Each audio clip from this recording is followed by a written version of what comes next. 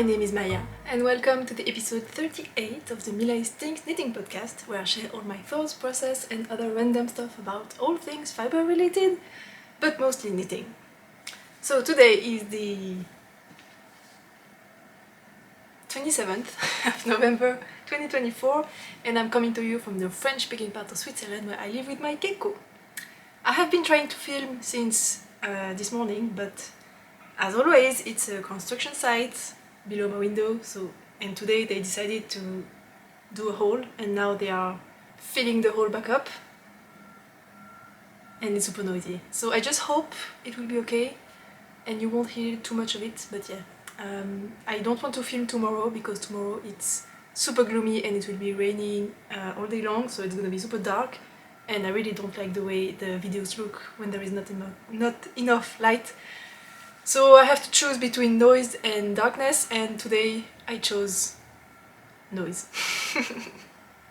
Alright, so today's program is gonna be a pretty short episode also, because I don't have a ton to show, because I didn't have a lot of knitting time, so hopefully you're not gonna have to hear all of this for too long. So I only have 2 works in progress, and one of them is super small, and I don't have any finished objects, and I don't have any acquisitions, but I have a pattern release, so that's big. And I think that's all. Alright, so the first thing I want to talk about is what I'm wearing. So this is the Ridgeview Tee by Carrie Knits, Carrie Bloomer, and I knit this using Woolberry Fiber Company's DK Weight, the Merino Superwash base in the colorway Seashore. And this was my first time using a superwash yarn for a t-shirt, and I thought it was going to like stretch out a lot with the washing, so I knit it a little bit too small, but it didn't stretch out. So it's a little bit too small. Yeah, so it's actually super cropped. I'm wearing sweatpants as always, and my belly button is like here, so it's super short. But yeah, it's fine for something high-waisted, but it's a little bit like form-fitting, which wasn't exactly the vibe I was going for, but I think it looks fine. And also this guy is super well designed. It has a lot of shaping where I need it, so the fit is actually perfect. It has a very well-made shoulder slope here. It has some increases, it's knit bottom up. It has some increases here so that the sleeve cap goes a little bit lower, so this fits my broad shoulders pretty well. And it also has some back neck shaping at the back, so you have a curve here. There is a curve on the front but also on the back, so this makes it a really good fit. And it's great. I love the little motif on the front. It was a great knit. I really recommend this pattern. It was super lovely to make. There is just one thing I don't really like. There is a like open thing, I forgot how it's called. And I think it just looks a little bit weird. It does the sort of blip thing here, and I'm not a fan of, so yeah, I could have just skipped that, but it's under my arm, so I don't really care. And I knit it in size 1. I think the thing is, I even made it smaller than size 1, because I contacted the designer to ask her how I could make it smaller, because I was using superwash yarn and I was expecting growth. I thought size 1 was gonna be too big after the growth, so I made it smaller. She gave me some advice on how to do that, and I followed them, but I shouldn't. But yeah, that's on me. She helped me out and she was super sweet, but yeah. So, what I wanted to talk about today, let's start with the pattern release. So today I am releasing, no, not today, yesterday I released my second pattern ever, which is a 2-in-1 pattern of accessories. One pattern is a shawlette and the other one is a cowl. I said that right.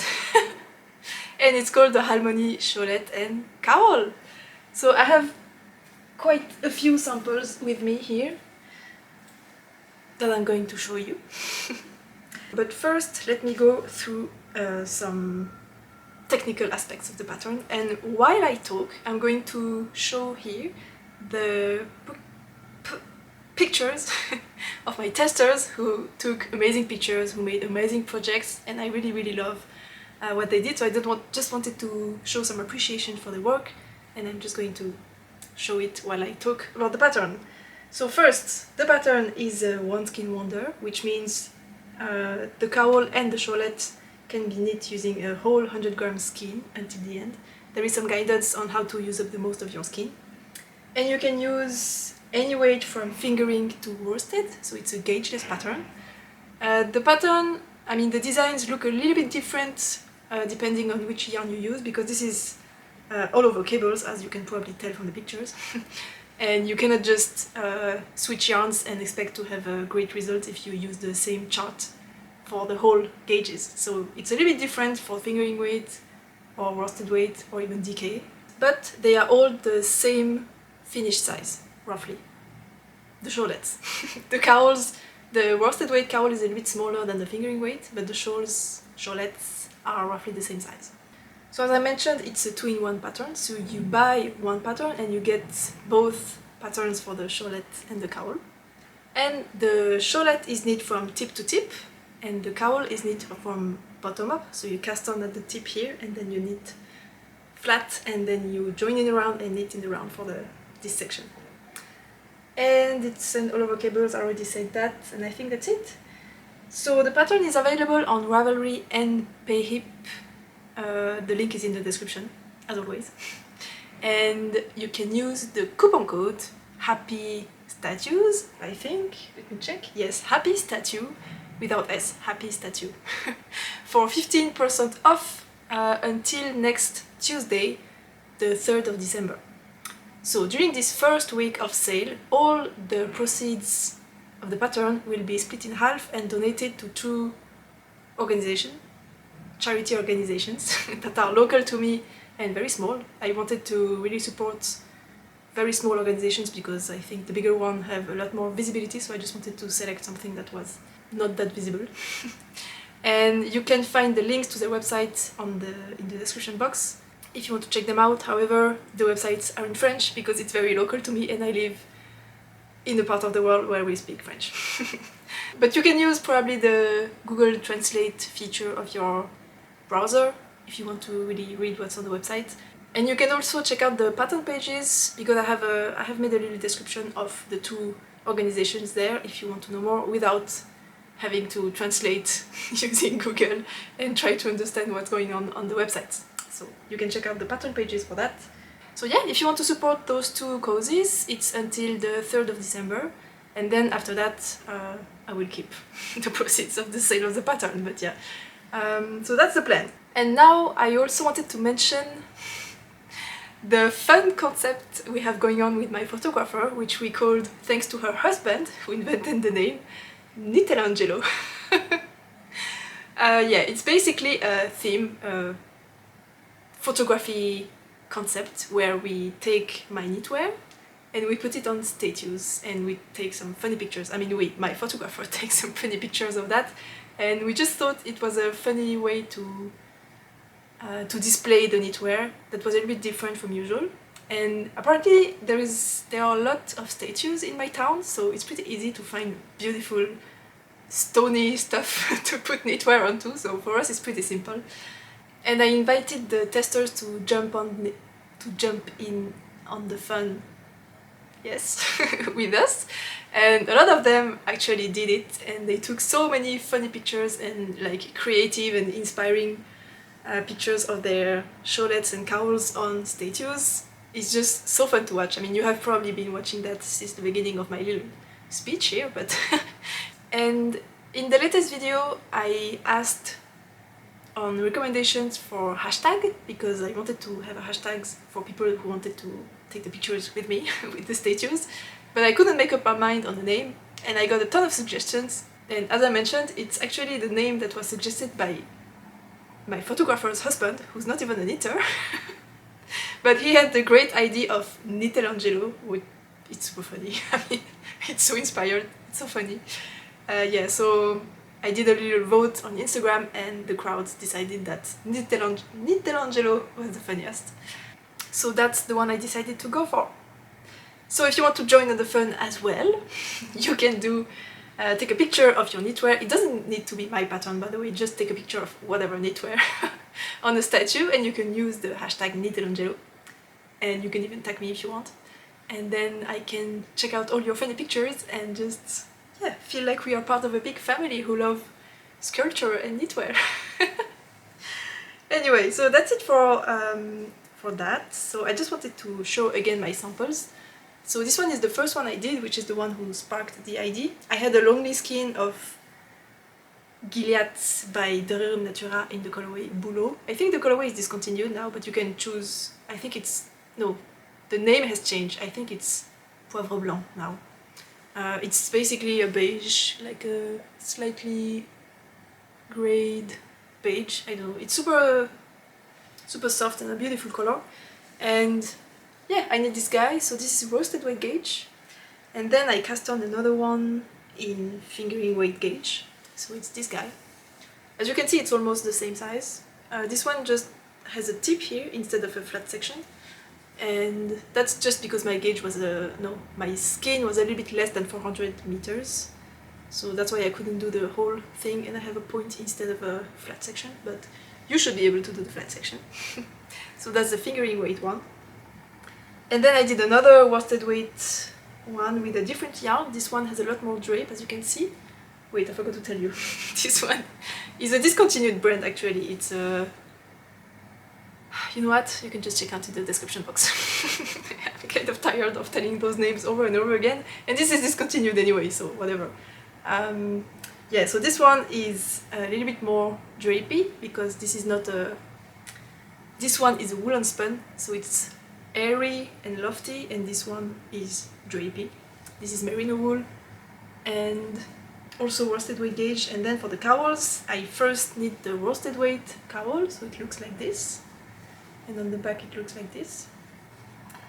And this is the fingering weight version. As you can tell, it's a little bit bigger. I think this skin was especially small and this skin was especially long. I mean long, had a lot of meterage. So this is the front and this is the back. And this is actually super comfortable, and even though it seems like this section is super big, it's fingering weight, so it really squishes onto itself and it's super comfy and nice to wear actually. And the cowls have a little bit of shaping, I'm not sure you can tell, but the bottom here is a little bit wider than the top so that it hugs your face a little bit and it's a little bit more appropriate for winter, I think. So I'm gonna show pictures, or maybe I already have, of my own samples on me and on the statue, so you can get an idea of how they fit, because I obviously didn't put them on right here. But I have beautiful pictures taken by a professional photographer, so I'm going to show them. Yeah, I think that's it for the pattern. So as I mentioned, the pattern is available on Ravelry and Payhip because Ravelry is not accessible to everyone, especially for some folks in some countries where PayPal doesn't work. So if you cannot use PayPal, I know you can use Payhip because you have other payment options there that don't require PayPal. So if you cannot go through Ravelry, you can try the other one out. And all the links are in the description box below, as always. Alright, so that's it for the pattern release for today.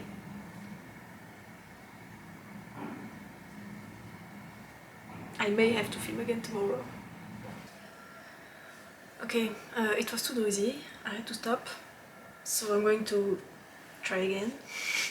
I have already filmed this section, but I'm trying again now that they are gone. I think they are gone for longer than 30 seconds, so I will hurry up. My first work in progress is just a sock. I have already showed it last time. I was like there, and I have just knit a little bit more of the leg, so not a lot of progress, but still. And this is not for me, so this sock is for men's feet, so it's a little bit big for me. And I'm trying out the vanilla Kite Heel sock pattern by Céline Phaeton. It's a new to me heel construction, and it looks very interesting and interesting to make. But I have only started the heel gusset, so you cannot really see anything, but it's supposed to look like this. It looks funny, and I am excited to get there. But not there yet, so that's all I have to say about this one. The yarn I'm using is a self-strapping yarn, as you can tell. It's Lane Yarns, and whatever. It's not very interesting, I guess. I think I'm gonna have much more to show in the next episode, but I didn't have a lot of time to knit this week because I had first I had the pattern release to make, so that was a lot of work, and I also had an exam actually on Monday. We are Wednesday, because I signed up for formation. Can you say that? A course to be a climbing instructor, and I passed the exam on Monday, so I had to work quite hard for that as well. But now it's done, so everything was kind of happening at the same time between the exam on Monday and the pattern launch yesterday, and then I had some doctor's appointment at the same time, and they were absolutely not in my city. I had to go super far away, and anyway, it was a mess. I'm super tired. I'm not sure you can tell, maybe, but yeah, it has been quite a rough few weeks for me. So that's why I hadn't knit much. But my next work in progress is finally this guy, which has a name. Guys, I made a mood board, and it's like, I am so proud. It's so beautiful, because I was just trying to find a name ID for this design of mine. So this is supposed to be a shacket style, and it has some texture, as you can see here on the shoulders. I'm gonna show you the back, it's gonna be easier to see. It has some texture going on the shoulders here, and then you pick up from the cast on edge, because you cast on and knit in this direction, and then pick up from here and knit top down for the stockinette section of the body. And it's super wide because shackets are supposed to be very oversized, so the shoulders are very wide, and I just really love it. It's like a warm, cozy hug. And I just really needed to find a name, but I couldn't find any. So this morning I went on a brainstorming journey to find something, and I'm gonna spare you the idea, who sparked the idea, who inspired the idea, who whatever, and I'm just gonna get to the end point. And the name I chose is the Roadtrip Shacket. I really love it. I think it's just perfect. I'm so happy I found this name. And I called it that way because first, I love road trips, and I especially love road trips in the mountains. As you may probably know, I'm a climber, I'm a rock climber, so whenever I have some free time, my boyfriend and I, we go on road trips to go climb in various mountainy sites near us, so in France, in Italy, in Germany, whatever. He even went to Corsica a few weeks ago. He also went to Greece. I mean, you can climb everywhere in the world, but in Europe we have quite a lot of famous spots, and I just love road trips to go climbing. So yeah, that felt fitting for me, but I also really love the shacket styles. It's just something I wear a lot. I have quite a few like store-bought shacket that I wear all the time, and I especially love to wear them when we go on a road trip because they are big, they are cozy, they are oversized, they are very warm, and they have super huge pockets that are very close to my hands, so I can easily chuck on everything I need, like my wallet, my phone, some tissues or chapstick, whatever. I can just put everything in my pockets, and I just love this type of garment. So I really wanted to knit myself one of them. And yeah, I'm probably not only going to wear this guy when I'm on a road trip, but it's going to be super practical for that because it's also very lightweight because I'm using knitelangelo, which is an unspun yarn. This colorway is Molke 2022, so you cannot get it anymore, but they do put out similar colorways every now and then. I think actually last month or 2 months ago they put out a very similar, a little bit more red, deep burgundy red, that's similar to this one, so you can get similar colors if you wait for long enough. And you don't need to be a patron anymore to get their yarn, because now they have public shop updates. That's wow. Now they have public shop updates that stay open for a few weeks at a time, so it's actually easy to get their yarns now, and it's not too expensive. So yeah, that's the idea behind the name. And what I did this morning on top of the brainstorming, I did some mood boards, and I'm so proud. I never really understood the point of the mood boards. It's just not something I am used to work with.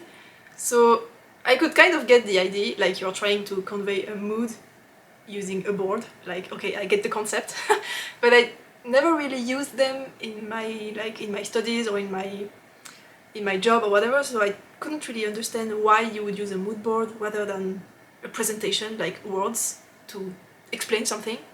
But in this case, I was really, like, when I came up with the name, I was trying to, in my head, imagine how I was going to explain it, like in the podcast and also on Instagram.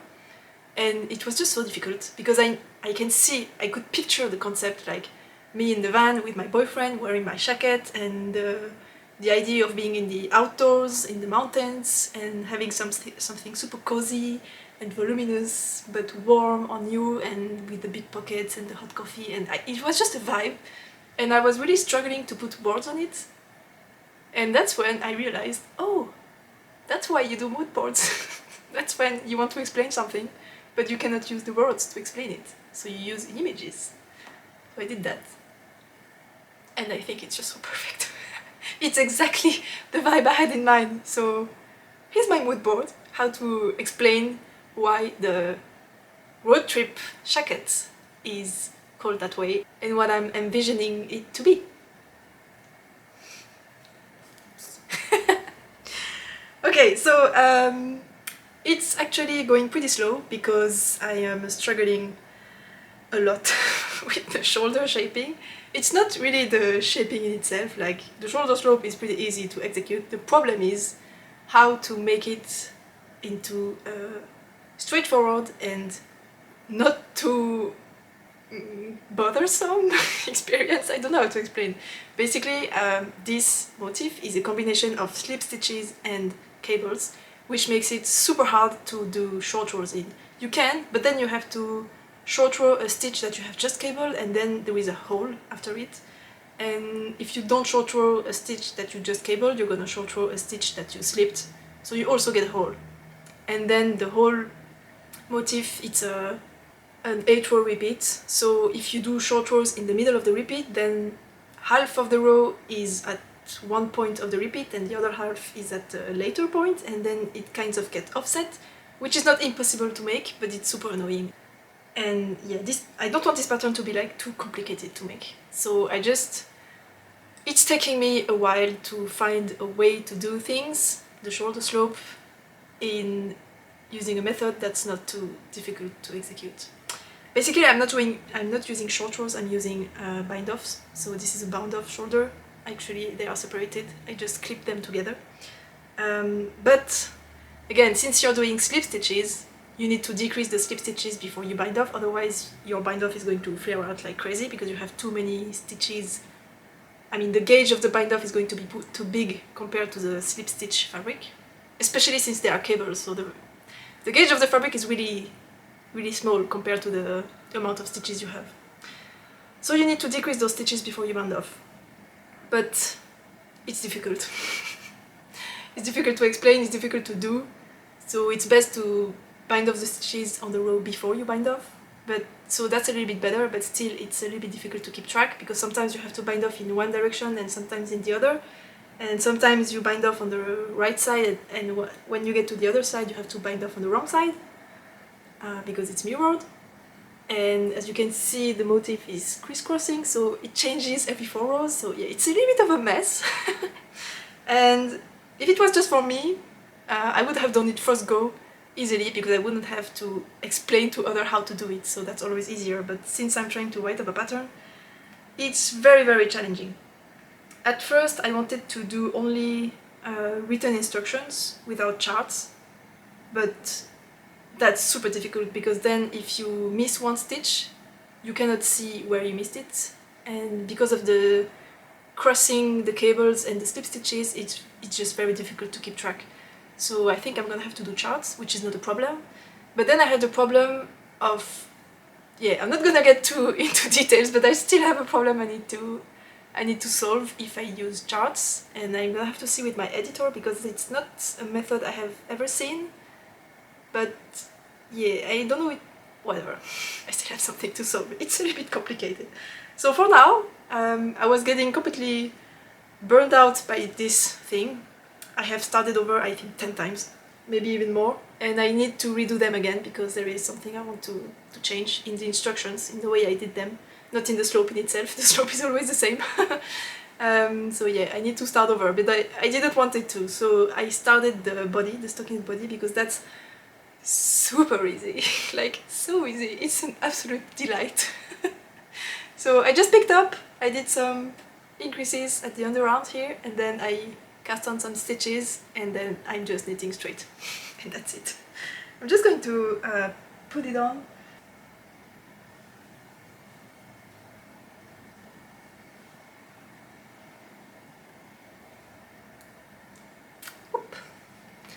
Alright, this is super super chaotic because of the whole clipping situation, and it's still a little bit short here, but yeah, you get the idea. It's super big. I have steam blocked the top parts, not the stockinette, but yeah. This is how it's supposed to look like, and as you can probably tell, this seam is very much to the front. It's absolutely not sitting at the top of my shoulders. This is the top of my shoulders, but it's actually sitting more like this. And this is made on purpose, because shackets, not all shackets have that, but some shackets do, and it's a look I like. Have the shoulder seam slightly pushed forward, and I just wanted to have that in this design as well. Yeah, so it's just working well, so I'm pretty happy about that. I really love it. It's warm and comfy. So yeah, I'm gonna have the sleeve here. I think this is a great depth, because you're supposed to be able to put a sweater underneath the jacket, so it's really supposed to be very big. I just really need to find a way to do this. The other issue I have is that the stitch pattern is a 3-stitch repeat, and the shoulder slope for my size is you bind off 5 stitches and then do the next row, and then you bind off 5. So 5 and 3 are not multiples of each other, so it's already complicated because every time you bind off, the next bind off is at a different point of the repeat, so that's already difficult. But that's only for my size, because for the other sizes, for the smaller sizes, this is like probably gonna be size 3 or 4, I guess. For the smaller sizes, I'm gonna have more like 4 stitches per bind off, and for the bigger sizes, the 6 stitches bind off is gonna be pretty easy. But then we're gonna get to 7, and that's gonna be chaotic again. And I'm probably also gonna have an 8-stitch bind off, and I have no idea how I'm gonna do that. So that's the big part I need to solve for now. So I was expecting to do a test call at the beginning of December. Not happening. Not happening at all. I think at best mid-December. Probably the week before the jacket release, if you know what I'm talking about. If you don't, it doesn't matter. I'm gonna release a jacket around the 20th. So I hope I can do the test call before, so that I don't have everything happening at the same time. Shh. And yeah. This, by the way, is the pocket. I just did a little trick when I picked up the stitches here to knit the stockinette down. On the first row I did like a knit one, cast on one, the backwards loop cast on here, and on the second row I put all the cast on stitches on the tubing. That way, when you come and knit the flap of the pocket, you don't need to like knit the flap separately and then seam it down. I hate seaming. So that way you can just pick up the stitches here and then knit and bind off, and you're done. No seaming. Yes. And I'm considering doing the same when I get to the bottom of the pocket, like do again the knit one, cast on one, put the stitches on hold, and then knit the pocket lining up, and then just seam the sides. But maybe that's a little bit too much. Since you need to seam the sides anyway, why not just seam the whole way around? I will see when I get there. But yeah, those are the top of the pockets here. I'm gonna have, of course, the shirt collar here, and it's also going to hide the edge of the whole neckline. So if the edge is a little bit messy, it really doesn't matter at all because it's gonna be covered all the time. So I just need to remember that. The shoulder slope needs to be clean, but this doesn't matter at all. So that can maybe make things easier. Maybe. Whatever, so that's where I'm at. I am also, of course, gonna have the button band in the middle here. So it's more like this. And yeah, I really like it. I'm super excited. Let's put the mood board again so you can see side by side what it's gonna look like and the vibe I'm going for. And yeah, super excited for this one. Alright, that's all for today. The noise is getting super annoying anyway, so I'm just gonna stop here. I have talked about everything anyway. I don't have much, as I mentioned at the beginning. So now the program is just, I'm going to knit away on this guy, solve this shoulder slope issue, find a way to do the charts. I'm gonna set that to my editors so that we can do a little discussion on how to do things. And once this is solved, I can start the grading, write up the pattern, and hopefully do a test call mid-December, I hope. We shall see. And whenever I don't have the time or the band capacity to design this guy, I can just knit on the socks for my friend. So that's it for my knitting. Again, if you're interested by the Shawlette and Cowl pattern, it's available now. And if you're not interested, I would really appreciate if you could just give a little visit to the pattern page on Ravelry, because that boosts the visibility a lot, so it helps me out a ton, even if you're not interested in buying the pattern. So thank you in advance for your support. And thank you also for your past support, for everyone who has shared some nice and caring words, who have left some comments, and yeah, for all your nice words and your support. I'm just super grateful. Thank you very much. Okay, so it's the next day. I had to change the battery, and apparently I forgot to press record when I changed the battery, so I wasn't recording, so I don't have the outro.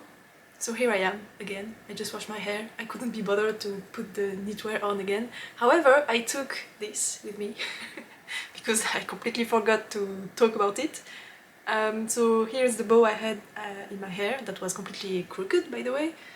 It was bothering me the whole way I was editing the video, but too late now. So that's what it looks like. And I used, I think, 25 grams, I guess, to make this guy. It's the Augustine's number 22. I have already put it on the screen, but now I am saying it out loud. Okay, so now back to the outro. Thank you for your support. Thank you for your comments. Don't forget to subscribe if you don't want to miss out on any future content I may put out. I publish video about once a week, every 10 days, something like that. And yeah, don't forget to leave me a like. Tell me what you are working on, or everything else that goes through your mind. I read all the comments and I respond to all of them. I just love interacting with you guys. And yeah, so thank you so much for watching. I hope I will see you again in the next one, and until then, happy knitting! Bye!